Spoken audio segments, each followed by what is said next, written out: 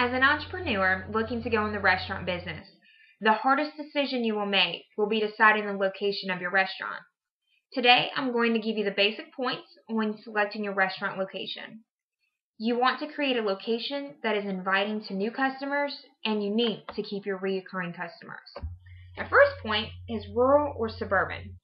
In a rural area, your customer base will be restricted to the locals. Most locals will not dine at your restaurant every evening. In fact, they may only come on the weekends or for special occasions. A suburban area is more populated with residents and businesses. The larger number of people will increase your potential customer base. I myself live in a rural area, so on the nights I do dine out, I already know I'm heading into the city where everything is.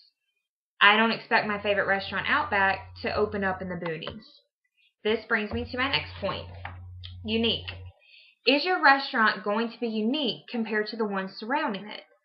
Outback would not do well on a strip with other steakhouses. They just would not be unique. Next, we have traffic. The less traffic simply means the less customers. So your restaurant location should be in an area that has frequent visitors or daily traffic. What about visibility? If I can't see you, I'll never know you're there. Have you ever noticed when traveling on a highway, you see so many restaurants off the main exits, and at night you can really see their neon signs? So here's a situation. I'm traveling, I'm hungry, and I just saw your neon signs. I go to pull in, and the parking is so congested. I even see cars parked in the grass. So now I'm hungry, and I'm aggravated because I can't find a parking spot. I'm just going to drive across the street to a restaurant that has more parking. And believe it or not, parking is a point when selecting your location. Some customers, they don't mind parking and walking, but the majority are not going to want to park and walk. Size is my next point. If you're looking in an underdeveloped area, the lot size may seem large enough, but once you build the restaurant, build your kitchen, build your restrooms, and have enough room for parking, will you really have enough room?